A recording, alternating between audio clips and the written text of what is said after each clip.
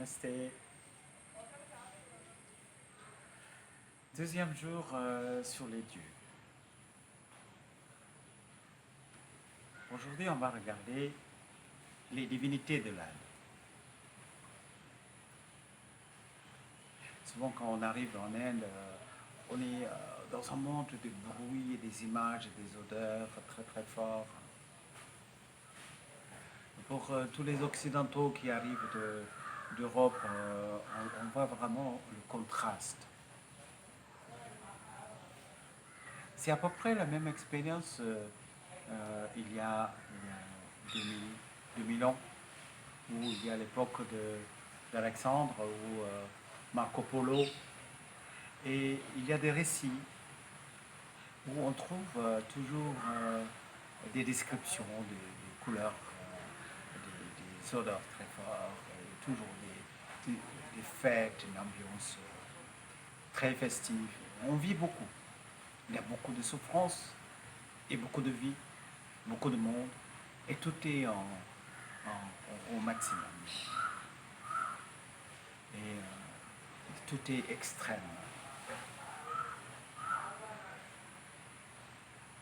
Et on va voir un temple, et là aussi c'est pareil, et énormément de divinités, énormément de représentations. Et les images de Dieu, c'est en profusion. Des textes sacrés sont en profusion. Et souvent, quand on compare avec d'autres traditions, l'Inde a produit beaucoup, beaucoup, beaucoup de textes sacrés.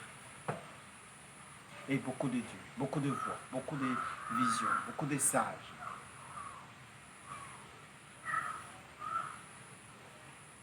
Et on se perd. On se perd souvent parce qu'on se dit mais c'est trop complexe, on ne peut pas comprendre tout ça. Et ce soir mon effort, c'est vous donner un moyen de comprendre ça plus facilement et entrer dans le secret, dans l'iconographie, dans toutes sortes de mythologies. Et comment on peut comprendre tout ça plus facilement. Aujourd'hui, je suis avec Shiva, dansant. Et je dirais peut-être c'est le statut le plus célèbre. Ça vient de Chidambara, en Tamil Nadu. Et ce Chidambara, ça veut dire espace de conscience. Un peu comme cyberspace. Espace de conscience. Et dans l'espace de conscience, Shiva danse. On va commencer avec Nataraja aujourd'hui. Nataraja, ça veut dire le roi de la danse. Les hindous regardent l'existence comme un jeu, une danse, un théâtre. Donc ici, on peut voir très clairement un homme nu, à quatre bras, deux jambes, en train de danser sur un petit homme, avec un geste, pas peur. Une autre main qui montre la jambe soulevée symbolise la transcendance. Et puis, regardez, le damaru, ça s'appelle le damaru, c'est un instrument à percussion qui représente la création. Le feu, c'est la destruction, c'est la fin. Et tout ça dans un cercle de feu. Et dans ce cercle de feu, on peut trouver ce petit homme qu'on appelle Apasmara ou Muyada, il a deux noms. Apasmara, ça veut dire la mémoire qui dysfonctionne, le dysfonctionnement de la mémoire.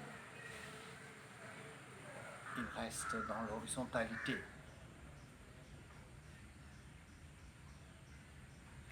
Et l'être humain, en fait, il fonctionne comme un robot. Il vit comme il est programmé. Voilà, donc il n'y a rien de spécial chez les êtres humains par rapport à toute autre forme de vie. Ils font tous pareil. On dort, on se réveille, on chasse, on mange, on se repose, on se reproduit. En fait, comment on peut aller au-delà de ce fonctionnement habituel? Ça, c'est la transcendance. Ça, c'est possible quand les programmes biologiques, psychologiques, quand on peut le maîtriser et, et, et utiliser ça comme le socle, notre base, pour pouvoir danser. L'existence, c'est une danse. Si ce n'est pas une danse, ça ne vaut pas le coup. Une expression de joie. La naissance est douloureuse, la croissance, la décroissance, le vieillissement et la mort. Toutes ces différentes phases de la vie, c'est douloureux, c'est difficile. Mais pour pouvoir vivre cette difficulté comme une occasion, on a besoin de transcender. Le mot transcender, ça ne se comprend pas facilement. Ce n'est pas en opposition avec la situation, mais exploiter l'inévitable. De toute façon, nous sommes dans la vie et on peut faire, comment on peut faire, le mieux avec ce qu'il y a.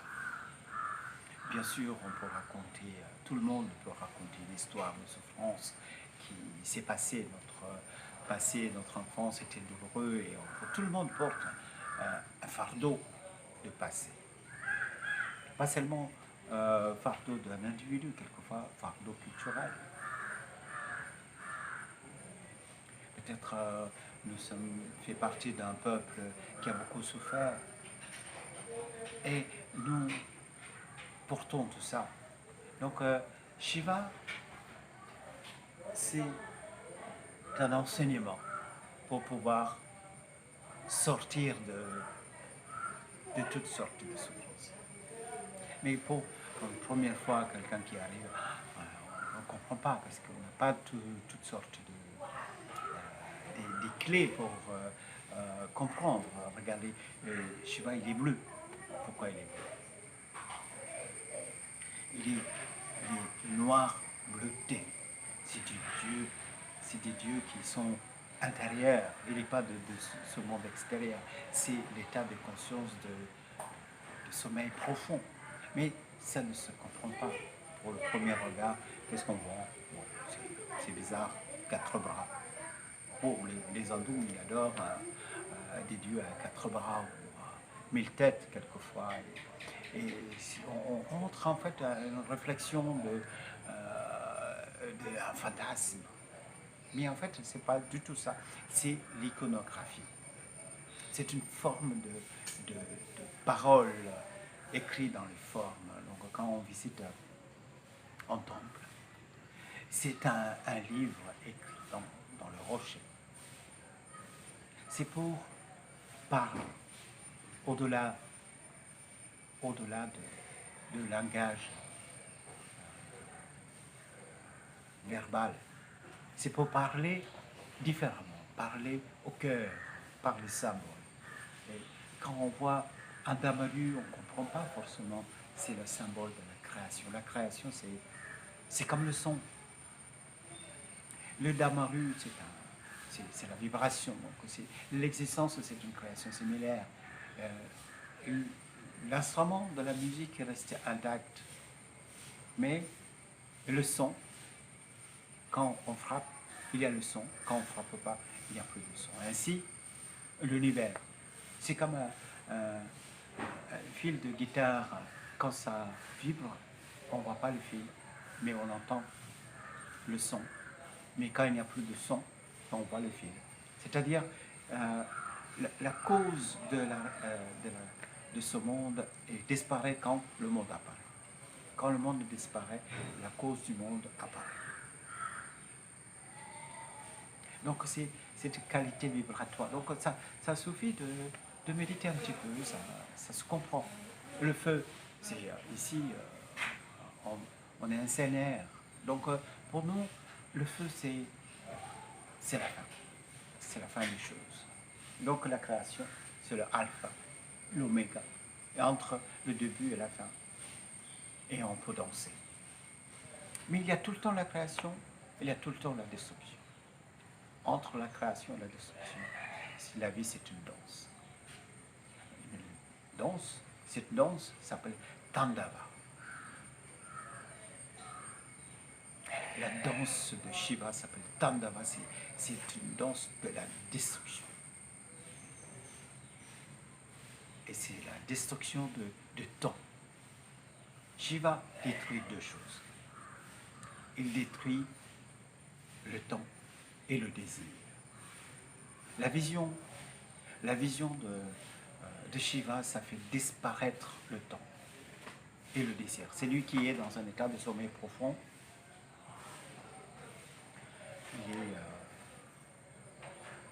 Il est dans un état complètement hors du temps. Il ne désire rien, Shiva, et c'est au-delà du désir. Il a un troisième œil. Il a un troisième œil. Le troisième œil est capable de voir tout ce qui est vraiment, au-delà de l'illusion. L'œil de l'intelligence. Il est aussi porteur d'un croissant, on ne le voit pas. Le croissant, c'est la félicité. C'est la danse de la félicité. Et on peut voir également les traits blancs. Shiva est toujours porteur de cendre. Le cendre, c'est nirguna, c'est-à-dire le centre n'a pas de guna, de qualité. Mais toute chose, quand on le brûle, à la fin, c'est le centre. Le centre, c'est au-delà du guna. Sattva, Rajas, Tamas. Donc, c'est un symbole à lire. Et quand nous sommes dans cette connaissance, et ce statut devient un enseignement tout entier. Ça fait des milliers d'années. Et nous avons également beaucoup d'histoires qui expliquent. Mais quand on arrive en Inde, on ne connaît pas toutes les histoires. Et quand vous rencontrez un Indien, bien sûr, ils vont raconter des histoires. Et on aime bien des histoires et toujours pourquoi il a dansé, à quel moment il a dansé. Et quelle est la danse de Parvati, c'est son épouse, Shakti. Shakti, elle danse aussi. Elle danse, donc on ne voit pas Shakti ici, elle danse la danse de Lasya. Lasya, c'est lascif, les séductions. Ça, c'est le monde. C'est ce monde visible, sensoriel. C'est un monde qui nous séduit, qui nous fait dormir dans un état de sommeil hypnotique. Dans ce sommeil, nous sommes tous, selon yoga, dans un état de sommeil. On s'est endormi. Et encore plus, on n'est pas seulement, on dort debout, on est des somnambules. Donc il y a ces deux phases, deux réalités. Donc tout est enseigné par les images. Donc le monde de Dieu en Inde, c'est immense. Déjà, on a passé pas mal de temps pour parler de Shiva Manson, mais ce n'est pas la seule forme de Shiva. Il y a des milliers de formes possibles de montrer Shiva. Quelquefois il est barbu, quelquefois il est enfant, quelquefois il est adulte, quelquefois il est comme un mendiant, quelquefois il est yogi, quelquefois il est simplement le linga. Linga, c'est le phallus. Ou simplement Om. Om. Shiva, c'est Om. Shiva, c'est silence. Et quand on arrive à ce monde où il y a 330 millions de divinités, et chaque divinité a 1000 noms, a 1000 expressions. Alors vous pouvez voir devant nous une incroyable possibilité, y compris et aussi les hindous adorent la nature. Donc un arbre peut être un dieu, un serpent, un éléphant, un singe. Il y a des temples qui sont consacrés pour les souris, les chauves-souris, les vaches. C'est-à-dire, tout est sacré. Et donc on peut se perdre. Donc là, mon effort, c'est un peu pour vous aider à comprendre les divinités de l'Inde. Donc on va commencer avec les Trimurti, la Trinité. Donc on a vu déjà Shiva. Shiva, on appelle Adinada, le premier son, Adinada. On appelle Adinada, le primordial, le son primordial, c'est Om. On adore Om. Om, qu'est-ce que c'est Om? Donc ça, c'est les clés pour comprendre toutes les divinités. Om, c'est composé de A, O, U, silence. Le A, c'est le A de la création, étonnement, émerveillement.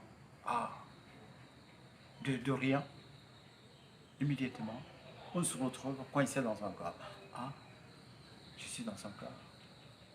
Et l'enfant, il se retrouve dans un corps et il regarde. Peut-être vous avez remarqué un enfant, un nouveau-né qui regarde avec les yeux, tout curieux, mais on s'est perdu un petit peu. Cette curiosité, cet émerveillement, c'est ça. Le premier Dieu, c'est émerveillé. Ah, on appelle Brahma. Brahma, le créateur, qui est tout curieux. Cette créativité à l'intérieur de nous. De rien du tout, quelque chose qui apparaît. Cette force qui nous pousse à aller vers le devenir, c'est A.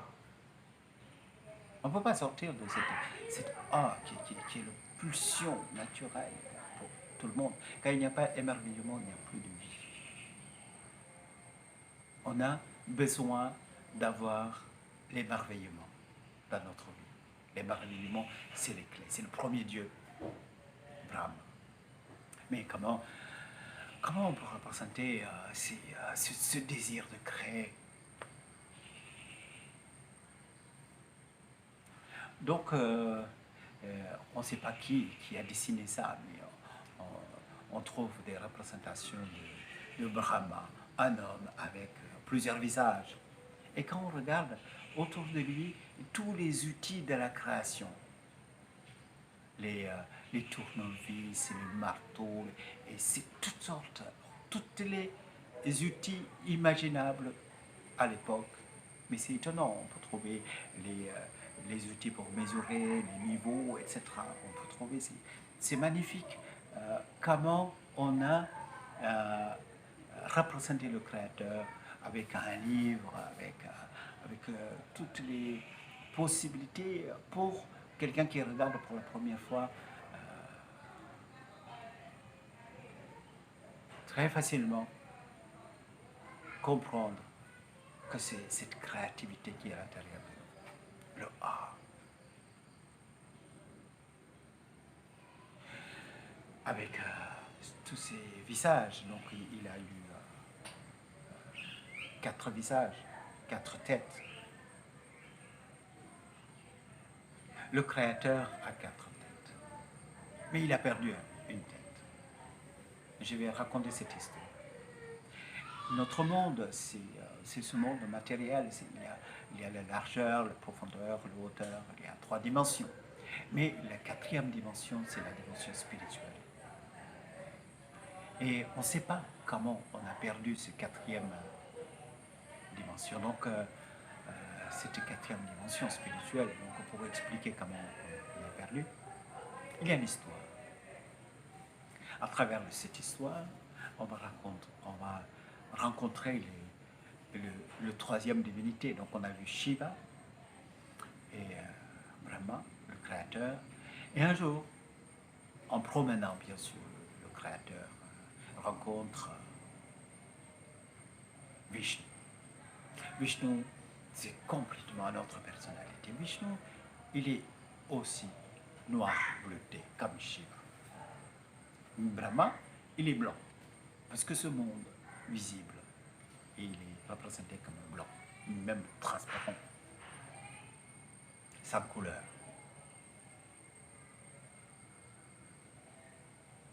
Et ils se rencontrent, ils disent qui es-tu? Et puis Vishnu dit moi je suis Vishnu, je suis l'ordre du monde. Puis je dis, il rigolait, moi je suis le créateur, je suis plus fort que toi. Et après, Vishnu, il ne voulait pas laisser passer. Hein. Et il a dit, mais toi, tu crées peut-être, mais tu ne t'en occupes pas. C'est moi qui s'en occupe. C'est moi qui est plus important. Parce que si l'ordre est disparu dans ce monde, ça devient chaos. Personne pour vivre. Tout le monde sera malheureux. Le désordre, c'est la souffrance. Et il continue à argumenter. Le créateur continue à donner d'autres raisons. Tu sais, c'est moi qui crée la nourriture, le soleil, la terre, le vent, c'est mes forces. J'ai tout calculé pour que tout est possible. Mais Vishnu, il dit, si tu as tout créé, mais les gens ne vont pas le comprendre. Parce que moi, je suis la connaissance. Moi, je suis le rêve. Sans moi, la vie ne peut pas exister. Donc, en fait, les arguments continuent. Et souvent, dans notre vie, nous sommes aussi dans ce carrefour, quoi choisir. Le monde visible, matériel, c'est hyper important. Mais sans le rêve, c'est grotesque, on ne peut pas vivre. Regardez la réalité de la vie. On n'a pas choisi notre naissance, ça nous a quelque part imposé. On ne sait pas par quel mystère. Maintenant, bon, on arrive à se débrouiller, plus ou moins, mais quand même, le monde reste un mystère. Et on ne sait pas où on va, on ne sait pas ce qui se passe après la mort, on ne sait pas notre véritable nature. Nous sommes un peu beaucoup perdus. Heureusement, on ne pose pas beaucoup de questions. Mais Vishnu, c'est le rêve, le sommeil. Le rêve, ça nous donne la possibilité d'échapper à notre réalité. Regardez quelle importance dans notre vie en ce moment avec le téléphone portable, l'ordinateur, l'Internet, la télévision. Autrefois, c'était toujours possible par le théâtre, par l'art, par la pensée. Mais tout ça, c'est le monde de Vishnu. Vishnu est représenté par un homme, il est couché sur un immense serpent qu'on appelle Ananta, ça veut dire infini. Et sur la tête de ce serpent qui a 1000 têtes, le monde tourne. Vishnu, il dort dans un état de sommeil paradoxal.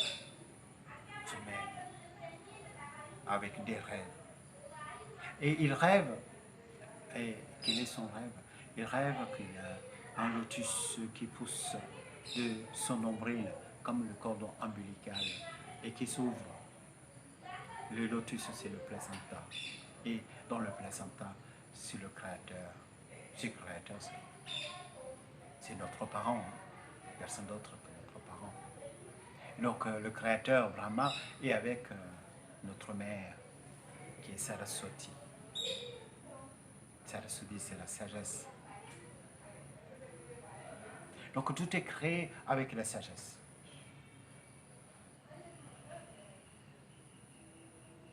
Et de temps en temps, le monde se plonge dans le chaos.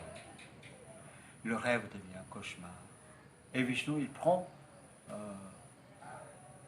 des incarnations. Il entre dans le rêve. Il ne réveille pas, mais il rentre dans le rêve. Et il devient poisson, tortue, sanglier. Il devient homme, lion. Il devient bushman. Il devient chasseur, cultivateur, roi, diplomate. Et aussi l'homme moderne, le destructeur, le guerrier. Le moderne, c'est rempli de désirs, de frustration, de colère, des agressions. Donc l'homme moderne, c'est le terminateur. Il se prépare pour la fin du temps. Donc c'est, en fait, quelque part, le dessin, c'est l'évolution de la vie. À partir du poisson, on arrive jusqu'à la fin du temps où tout le monde se précipite vers une destruction pour recommencer le cycle. En fait, c'est ça, le cycle de la vie selon la mythologie hindoue. Nous sommes dans une époque de destruction. C'est Kali Yuga. Kali Yuga, c'est le meilleur pour l'éveil. Parce qu'il y a plus de problèmes. Et donc, on va chercher le moyen de s'éveiller. Donc, qu'est-ce que c'est l'éveil? C'est réveiller le Dieu qui est endormi à l'intérieur de nous. C'est voir Vishnu. Quand Vishnu se réveille, le monde disparaît. Et après, il n'y a plus rien. Et si le Créateur retourne au sommeil, et il n'y a plus de temps. Et ça recommence. En fait, tout est cyclique. Donc, il n'y a pas cette question de paradis éternel ou l'enfer éternel. C'est tout est dans le recommencement. Et la seule possibilité de sortie, c'est l'éveil.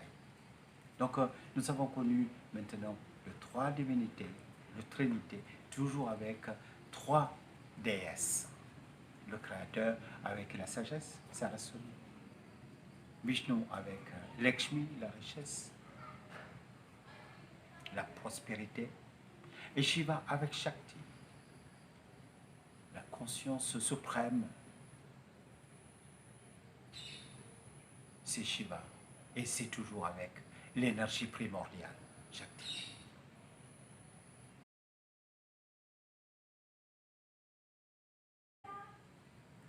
Brahma a perdu la dimension spirituelle. Par contre, Vishnu a la dimension spirituelle et Shiva a une dimension spirituelle. C'est pour ça qu'en Inde, on ne trouve pas des temples consacrés au Créateur. Donc dans cette histoire, quand l'argument entre Vishnu et Brahma continue, et Shiva apparaît. Shiva, c'est la dimension verticale. Shiva, c'est sans commencement et sans fin. Shiva, c'est le non-né. Shiva, c'est notre être suprême. Il a apparu devant eux et il dit, mais c'est lui qui trouve le début ou la fin et le plus fort. Et Vishnu, il a pris la forme de tortue, il commence à creuser la terre et il descend pour trouver le commencement, le bas. Et puis, Brahma, il est avec son véhicule, c'est un cygne. Le cygne, c'est la sagesse. Et il monte sur le cygne et il commence à voler vers le haut. Et le temps passe, des milliards d'années passent. Personne ne trouve le début ou la fin de Shiva. À un moment donné, Vishnu, il a accepté la défaite. Il a dit, j'arrête. Il revient. Et en cours de route, Brahma, il a trouvé une fleur qui tombait, un lotus. Il a pris ça pour convaincre Vishnu qu'il est allé jusqu'au bout. Et là, Shiva a vu que Brahma a menti. Il a arraché la tête qui a dit le mensonge. Donc, cette histoire qui montre que Brahma, il manque une dimension spirituelle.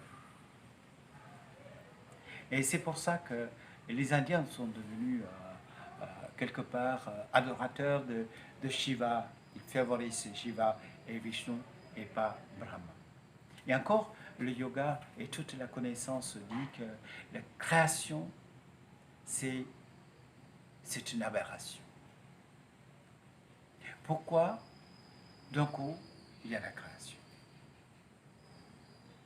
On ne peut pas attribuer le Créateur la perfection. S'il était parfait, il n'y aura pas eu de création. En fait, le monde, c'est un Maya. Maya, c'est une illusion, une erreur.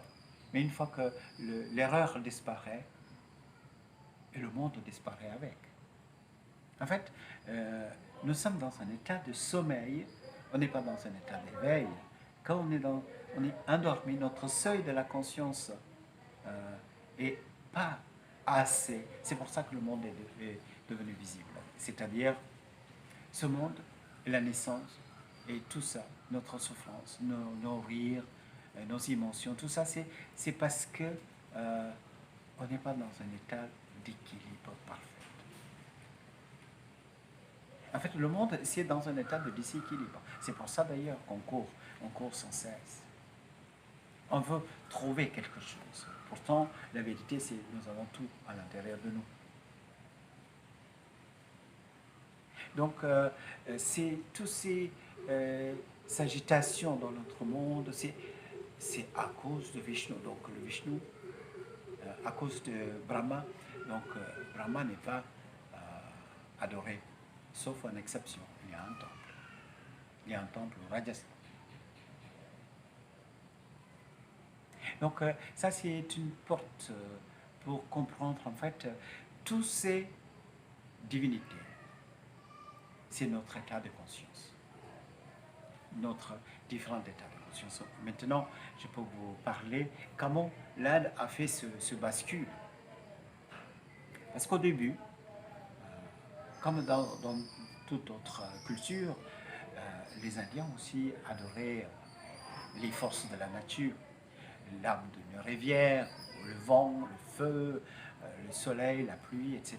Et les divinités comme Indra, Varuna, Mitra, et tous ces dieux sont des forces de la nature, on adorait, mais à un moment donné, il n'y a plus de temple consacré à tous ces dieux. Ce bascule s'est passé dans la rencontre entre les Aryens et les Dravidiens. Le peuple dravidien, c'est chamanique.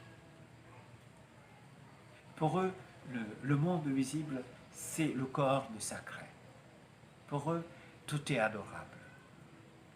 Un pont est sacré, un corbeau est sacré, une vache est sacrée, et tous les animaux, la nature est sacrée. Ça s'appelle l'inothéisme. Et tout est sacré. Toutes les divinités, tout est sacré. Et chaque fois, on peut élever un animal ou une divinité en tant que l'absolu. Et quand on trouve un animal, on peut l'adorer comme l'absolu. Il n'y a pas de souci. Une montagne, ça peut être la montagne sacrée, une rivière comme le Gange, l'Himalaya, tout peut être adoré.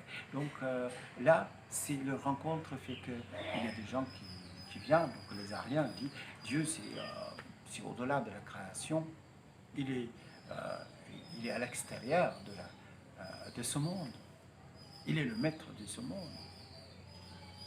Et dans ce rencontre, on trouve un récit dans des Upanishads, une rencontre où le dialogue, donc c'est Brihadaranyaka Upanishad, le dialogue entre le maître dravidien et arien, qui disent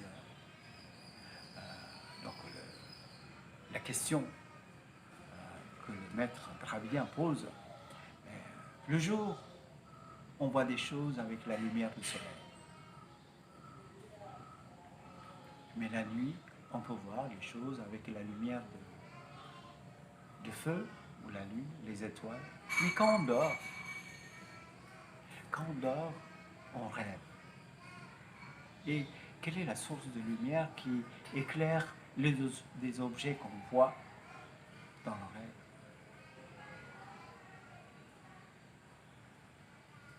Et puis les maîtres ariens, ils nous disent, mais on ne sait pas. On ne sait pas, on n'a jamais posé cette question. C'est la première fois, ça arrive même dans notre esprit. Et là, c'est cette réflexion qui nous amène, en fait, cette conviction que le monde existe parce qu'on regarde. Et le Dieu existe parce qu'on est là. Si on n'est pas là, il n'y a pas de Dieu. Donc, l'être, le soi, c'est le suprême. Le Dieu de Dieu, c'est le soi. Donc, l'adoration de soi, c'est assez vertigineux de dire que moi je suis le Dieu de Dieu. Et en fait, le soi est glorifié. C'est ça quelque chose qui est agréable. C'est à travers ça qu'on trouve cette phrase, des grandes phrases comme tu es cela. Tatomasi, Aham Brahmasi, je suis l'absolu. Et le besoin de connaître qui suis-je. Donc en fait, ce bascule entre adoration de quelconque divinité est disparue et après, ça devient simplement la quête de soi. Quand on commence à regarder qui suis-je, on va remarquer que notre conscience, quelquefois, ça tourne vers l'extérieur, comme en ce moment, et quelquefois, ça se tourne vers l'intérieur et on pense, on rêve. Et quelquefois, nous sommes ni en contact avec le monde extérieur ou en contact avec l'intérieur. Nous sommes dans un état de sommeil profond. Ainsi, les trois divinités sont apparues. Brahma représente ce monde extérieur, sensoriel, palpable. Et le Vishnu, c'est le monde de rêve. Et ça aussi très important, le rêve. Sans le rêve, comment on peut construire toute cette civilisation? En fait, c'est tous les génies, en fait, ce sont des rêveurs. Et après, Shiva, le suprême, la dimension verticale, l'état de sommeil profond. Mais quelle est la différence entre l'état de sommeil profond et la méditation? Et les deux sont verticales. C'est quand on est dans un état de méditation, nous sommes pareils que l'état de sommeil profond, mais la différence, nous sommes conscients. Et celui qui est dans un état de sommeil profond, il va se réveiller et il n'y a pas de transformation dans sa vie. Mais celui qui rentre dans un état de sommeil, dans un état de méditation, et il va revenir transformé. Parce que la méditation, c'est la clarté sur la vie, sur soi, sur l'existence tout entier. L'éveil provoque une transformation chez l'individu. Donc maintenant, vous avez une idée sur les principaux divinités. Brahma avec Saraswati, Vishnu avec Lakshmi, la richesse, Shiva avec Shakti, l'énergie, on appelle aussi Parvati. Et tout ce monde produit d'autres. Par exemple, Shiva dans les multiples formes. Quelquefois, Shiva, il est assis ou debout. Quelquefois, c'est un enfant. Quelquefois, simplement le symbole phallique. Parce que Shiva, c'est aussi libido. Shiva, c'est le principe masculin. Shiva, c'est Purusha, qui ne fait rien, mais qui provoque tout changement, la création. Et donc, ça donne une multiple possibilité d'expression, soit artistique ou par les poèmes. On peut toujours trouver énormément de diversité, mais on parle toujours de la même chose. On parle de soi. Physiquement, le monde entre la gauche et le sommet de la tête, c'est Shiva. Le monde entre la gauche et le nombril, c'est le monde de Vishnu. Et tout ce qui est plus bas que le nombril, c'est le monde du Créateur. Ça se comprend facilement. La création, c'est la région où le corps, une partie du corps qui est consacrée à la création. Et le cœur, c'est la vie. Ça bat dedans, c'est la vie. C'est Vishnu. La conscience, donc Shiva, c'est la conscience. Donc la maîtrise de tout ça, c'est par la conscience. Et quelle est la divinité qui est le plus important? En fait, tout est important. Parce que ça fait partie de nous. Donc notre corps est représenté dans un temple. Et quand on rentre dans le temple, et toutes ces divinités sont représentées. Et en fait, la connaissance de soi, on peut l'accéder par des différents moyens. Et comme il est impossible pour tout le monde d'avoir un accès à toutes ces connaissances, si vous voulez avoir le secret de tout ça, il faut étudier le Samkhya, le Yoga, étudier le Vedanta, étudier le Nyaya, Vaisheshika, étudier le Mahabharata, étudier la Bhagavad Gita, étudier le Ramayana. Tout ça, c'est énorme, énormément de lecture est nécessaire. Donc, les images, c'est facile. Et ça parle. Et après, on peut me demander Ganesha, c'est quoi? C'est Muruga. Et comme ça, il y a beaucoup de divinités. Et chaque fois, il y a un logique. Et logique, c'est très simple. Et imagine Ganesha avec le gros ventre. Mais certainement, un gros ventre, c'est pour un pays comme l'Inde, avec beaucoup de pauvreté. Quelqu'un qui a un gros ventre, ça veut dire il est content. Le contentement. Les grandes oreilles, c'est l'écoute. La défense, c'est l'ego. La défense cassée, ça devient la sagesse. Ganesha, il utilise la défense cassée pour écrire. Il est le scribe.